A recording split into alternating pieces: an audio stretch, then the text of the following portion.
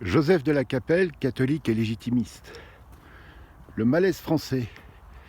Depuis plusieurs décennies, depuis plusieurs siècles, il y a un malaise. Même sous l'Ancien Régime, il avait commencé. Et quand on analyse un peu la manière dont fonctionnent les grandes sociétés, donc leur apogée et leur déclin et leur décadence, on remarque une chose. Il y a toujours, dans toute société, 4 castes importantes. Donc dans la Sainte Foi catholique, comme chez les orthodoxes d'ailleurs, on fait tous partie à des degrés différents de chaque caste.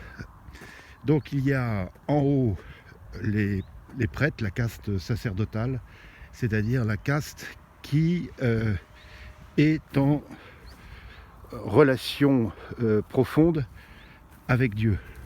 Donc il y a à la fois le clergé et les saints. Et c'est ce qui a toujours constitué cette caste à travers les siècles, depuis Clovis, même avant, même à l'époque des Gaulois avec les druides, etc. Ensuite, il y a la caste des guerriers, donc le roi et les grandes familles aristocratiques, etc., qui exercent aussi le pouvoir et la protection sur le peuple. La troisième, c'est les bourgeois, les commerçants, les professions libérales, etc. Et la quatrième, ce sont les ouvriers. Et donc dans les civilisations catholiques et orthodoxes, il n'y en a pas qui supplante l'autre. Vous pouvez très bien être un ouvrier et être un saint, donc vous faites aussi partie de la caste sacerdotale. Vous pouvez très bien être un bourgeois et avoir l'esprit aristocratique, c'est-à-dire servir Dieu et le roi. Donc chaque personne est marquée par ces quatre dimensions. Alors il y a des civilisations où les castes sont figées. En Inde, les 4 castes sont figées et il est très difficile de passer d'une caste à l'autre. Tandis qu'en Occident et la civilisation chrétienne en général, il n'y a pas de... Il y a une perméabilité. Par contre, la décadence d'une civilisation, c'est quand on coupe l'influence de la caste sacerdotale sur la caste qui a le pouvoir. C'est ce qu'on appelait autrefois, ce qu'on appelle toujours d'ailleurs, l'alliance du trône et de l'autel.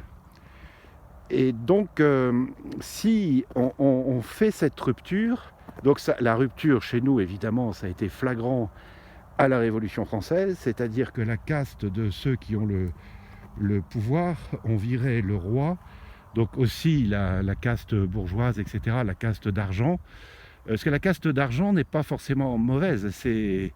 Il faut qu'elle ait par contre des castes qui lui soient supérieures, surtout au niveau politique et au niveau religieux. Mais par contre, cette caste qui a pris le pouvoir, la troisième caste, fait qu'ils se sont complètement coupés des 2 autres castes et surtout de la caste religieuse. Et donc, comme il n'y a plus de relation à Dieu, tout part à volo. Ça devient incohérent. Heureusement que les bons anges interviennent et que depuis 1830, on arrive à survivre et on arrive à faire des choses. Grâce à Dieu. Mais sur le fond, sur la politique générale, sur la politique de l'enseignement, etc., tout part à volo et toujours dans le même sens et toujours vers des options qui sont contre les commandements de Dieu.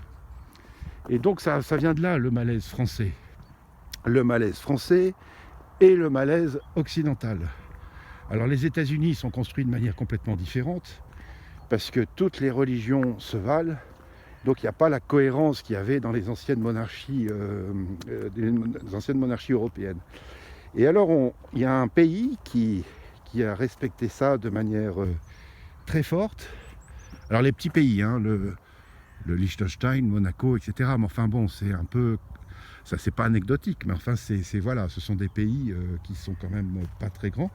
Et la Russie, donc à l'époque tsariste, fonctionnait comme ça. Il y a eu un peu une séparation au 19e, il y a eu un éloignement qui était... qui a été, je sais pas, enfin ça a été compliqué. Pourquoi Raspoutine avait un tel pouvoir et pourquoi le patriarche de Moscou n'était pas plus proche de la famille impériale. Enfin, donc ça c'est d'autres questions, c'est plus compliqué. Mais le tsar, lorsqu'il présidait son conseil de ministres, etc., avait pendant très longtemps à côté de lui le patriarche de Moscou. Après, donc, il y a eu la période communiste, avec ce qui s'est passé, on est tous au courant. Et quand la Russie est redevenue orthodoxe, on a vu Vladimir Poutine faire des conseils de ministres, enfin autour d'une table, etc., avec le patriarche de Moscou à côté de lui. C'est-à-dire, c'est très important, l'alliance du trône et de l'autel donne la cohésion à l'ensemble du pays. Si il n'y a plus ça, le pouvoir temporel n'est plus en relation avec le transcendant et tout se casse la figure de plus en plus fort. Et là, aujourd'hui, en France, on est au bout de cette logique. C'est-à-dire que la République, comme elle s'appuie sur la Révolution française, évidemment, a cette tendance, mais on a eu des présidents, malgré tout, qui étaient dans cette tendance, mais qui avaient encore un certain sens de la France, etc. Et là, depuis, on va dire, Nicolas Sarkozy, François Hollande, il a été dépassé un peu, ça, c'était autre chose encore. Mais voilà, et puis là, monsieur Macron, bon voilà, alors, c'est assez coupé, quoi. Mais enfin, ça existe depuis 1830, c'est-à-dire que ceux qui ont le pouvoir, donc qui sont issus de cette caste bourgeoise, cette caste d'argent, ne veulent plus du transcendant et de l'alliance avec la caste sacerdotale. Voilà. J'espère que je vous ai donné quelques bonnes lumières. À très bientôt, que Dieu vous garde. Sainte Thérèse de l'Enfant Jésus, Sainte Jeanne d'Arc, Saint Joseph, Notre-Dame de Boulogne, Notre-Dame de France, priez pour nous. À très bientôt à tous. Deus et Rex.